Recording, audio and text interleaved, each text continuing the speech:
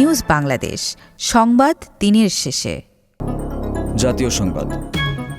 এবার সরকারি কর্মকর্তা কর্মচারীদের বিদেশ ভ্রমণ নিরুৎসাহিত করতে কড়া নির্দেশনা দিয়েছে অন্তর্বর্তী সরকারের প্রধান উপদেষ্টার কার্যালয়। স্বরাষ্ট্র মন্ত্রণালয়ের দায়িত্বশীল সূত্র এই তথ্য নিশ্চিত করেছে।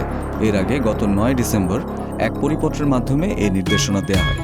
নির্দেশনাগুলোর মধ্যে সাধারণভাবে বিদেশ ভ্রমণ নিরুৎসাহিত করা, বছরের সম্ভাব্য বিদেশ ভ্রমণের তালিকা জানিয়ে রাখা, বিদেশ ভ্রমণের জন্য মন্ত্রণালয় ভিত্তিক তথ্যভাণ্ডার তৈরি করা, সব স্তরের সরকারি কর্মকর্তারা একাধারে বিদেশ ভ্রমণ পরিহার করা, বিদেশে অনুষ্ঠিতব্য সেমিনার, ওয়ার্কশপ ইত্যাদিতে অংশগ্রহণের জন্য উপদেষ্টা ও সচিব পর্যায়ের কর্মকর্তাদের অংশগ্রহণের প্রস্তাবের ক্ষেত্রে আমন্ত্রণকারী কর্তৃপক্ষ কোন পর্যায়ের কর্মকর্তাকে আমন্ত্রণ জানিয়েছে এবং অপরাপর অংশগ্রহণকারী দেশ থেকে কোন পর্যায়ের কর্মকর্তারা তাতে অংশ নিচ্ছেন তেমন তথ্য জানিয়ে রাখা অন্যতম।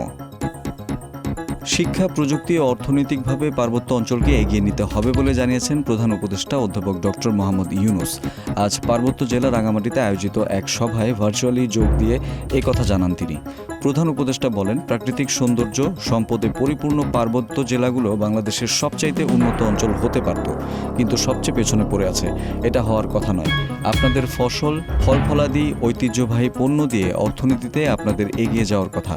পার্বত্য এলাকাগুলো দুর্গম, সেজন্য যোগাযোগ করা কঠিন হয়, আর এই কারণেই সেখানে প্রযুক্তির প্রসার দরকার।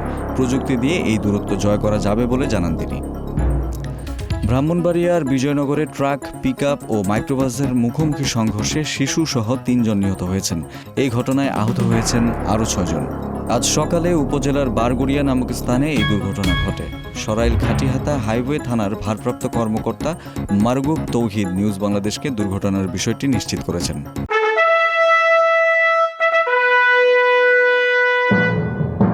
রাজনীতির সংবাদ। রক্ত দিয়ে কেনা স্বাধীনতা পিন্ডির কাছ থেকে ছিনিয়ে এনেছি, দিল্লির কাছে আত্মসমর্পণ করার জন্য নয় বলে মন্তব্য করেছেন বিএনপির সিনিয়র যুগ্ম মহাসচিব রুহুল কবির রিজভী।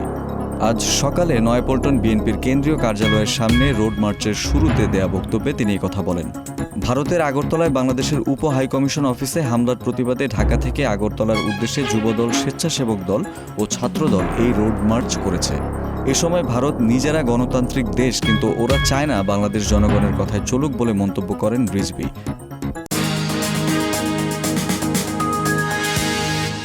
আন্তর্জাতিক সংবাদ।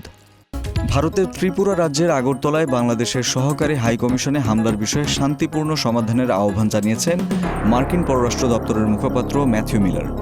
যুক্তরাষ্ট্রের স্থানীয় সময় মঙ্গলবার দেশটির পররাষ্ট্র দপ্তরের নিয়মিত প্রেস ব্রিফিংয়ে এক প্রশ্নের উত্তরে এই আহ্বান জানান তিনি।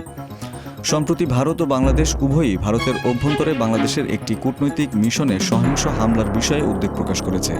এই বিষয় ও বাংলাদেশ নিয়ে ক্রমবর্ধমান আক্রমণাত্মক বক্তব্য, বিবৃতি সম্পর্কে ওয়াশিংটনের কি কোনো মন্তব্য আছে? সাংবাদিকদের এমন প্রশ্নের উত্তরে মিলার বলেন, সব পক্ষ তাদের মতবিরোধ শান্তিপূর্ণভাবে সমাধান করবে, সেটাই আমরা দেখতে চাই। তথ্য প্রযুক্তির সংবাদ। সব কাজেই এআই আপনাকে সাহায্য করতে পারবে, সে হোক রান্নার রেসিপি কিংবা চাকরির সিভি, সবই লিখে দিতে পারবে এআই। এআই ইন্টেলিজেন্সি, রোবট দিয়ে এমন কত কিছুই না করা হচ্ছে। নিউজ প্রেজেন্টার থেকে শুরু করে স্কুলে পড়ানো, অফিসের কাজ সবই। এখন জটিল অঙ্কের সমাধানও করে দিতে পারবে AI. Next generation computer chip তৈরি করল গুগল, যার নাম উইলো। ক্যালিফোর্নিয়ার সান্তা বারবারায় গুগলের কোয়ান্টাম ল্যাবে তৈরি হয়েছে এই চিপ। অত্যন্ত জটিল অঙ্ক নিমেষের মধ্যেই সমাধান করতে সক্ষম উইলো। গুগলের মূল সংস্থা অ্যালফাবেটের সিইও সুন্দর পিচাই এক্সে একটি পোস্টে তথ্য জানিয়েছেন। খেলার সংবাদ। টুর্নামেন্ট 32 দলের, খেলাও হবে 32 দিন ব্যাপী। 2027 সালের নারী ফুটবল বিশ্বকাপ শুরু ও শেষের দিন তারিখ ঘোষণা করেছে ফিফা। সেখানে জানা গেছে এ তথ্য। ফিফা জানিয়েছে 2027 সালের 24 জুন শুরু হবে নারী ফুটবল বিশ্বকাপের 10তম আসর। ফাইনাল ম্যাচ অনুষ্ঠিত হবে 25 জুলাই। 32 দিন ব্যাপী এই বিশ্বকাপের আয়োজক ব্রাজিল। এবারই প্রথম নারী বিশ্বকাপের আয়োজক হচ্ছে লাতিন আমেরিকার কোনো দেশ।